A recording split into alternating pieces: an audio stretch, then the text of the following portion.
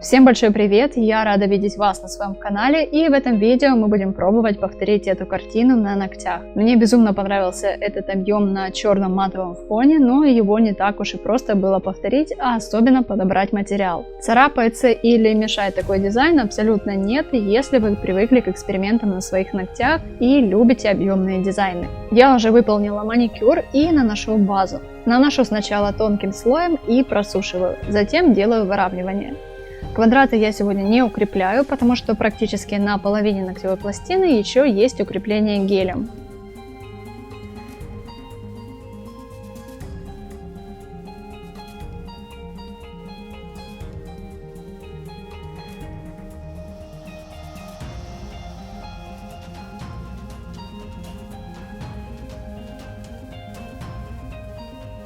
Убираю липкий слой с базы, еще раз хорошо отодвигаю кутикулу и тонко перекрываю топом.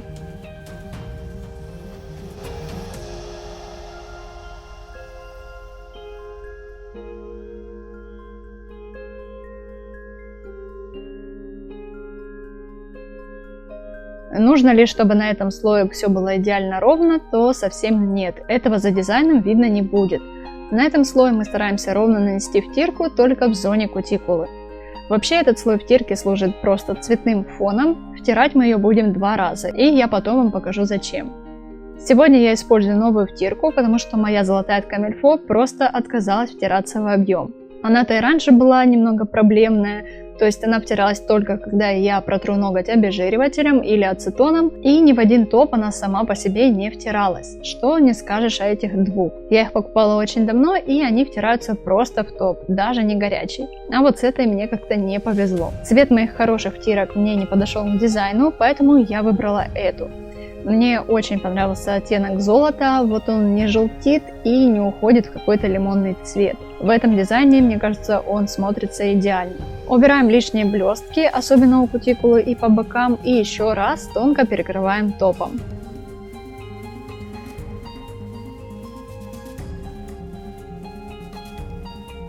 Объемная часть картины создана с помощью пасты или глины для моделирования, и вот подобрать материал мне было сложновато, потому как гель-краской или арт-краской нарисовать похожий узор практически невозможно, а гель не всегда выкладывается так, как нужно, и может затекать.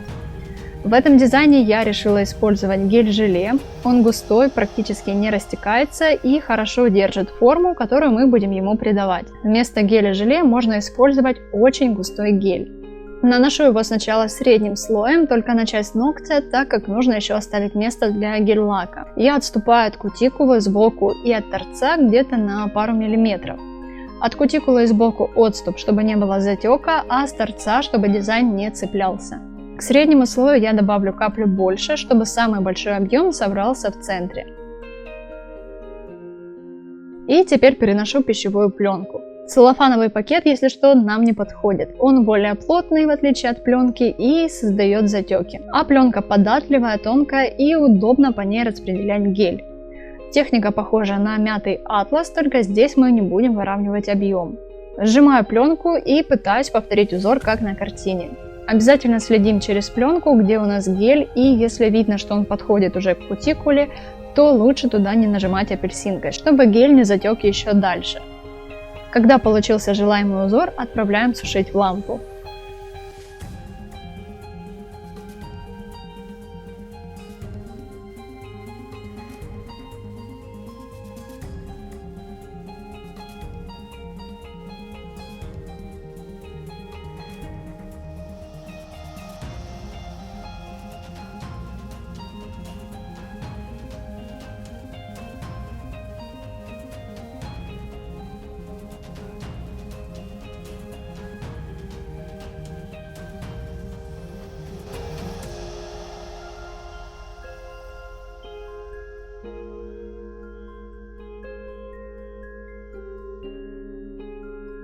Снимаю пленку, убираю липкий слой и смотрю, что получилось.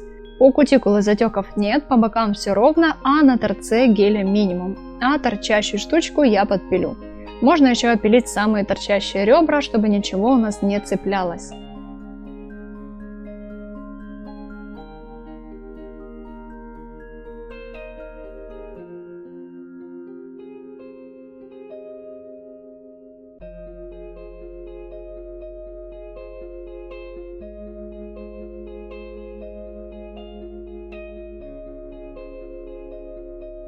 Перекрывая рельеф тонким слоем топа, хорошо прокрашиваю ребра геля и внутри тоже. Топом мы не заливаем, иначе мы потеряем этот рельеф.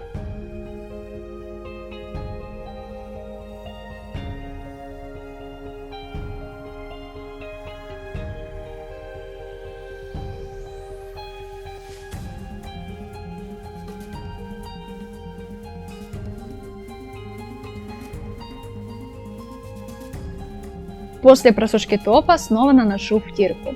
Протираю топ ацетоном, чтобы лучше втереть в объем. И со вторым слоем втирки рельеф еще больше будет видно, цвет втирки станет еще насыщенней, а все острые какие-то элементы еще больше сгладятся под втиркой и еще одним слоем топа.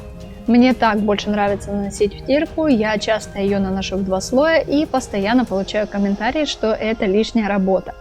Как пример я оставлю, как выглядит один слой втирки и 2 слоя. Если действительно нет разницы, то можно оставить один слой. А это я сохранила вам, зачем мы обязательно наносим первый слой втирки. Потому что после геля-желе во все эти щели рельефа будет практически невозможно подлезть, и втирка наносится почти только на ребра. Если второй слой втирки мы можем пропустить, то первый слой нет. На оставшуюся ровную поверхность я наношу черный гель-лак и прикрываю его матовым топом. На остальных ногтях, кроме большого, у меня тоже будет черный гель-лак под матовым. Матовый топ я наношу сразу на гель-лак, перед этим удалив липкость. На большом будет просто золотой рельеф, и делаю я его так же, как и на указательном.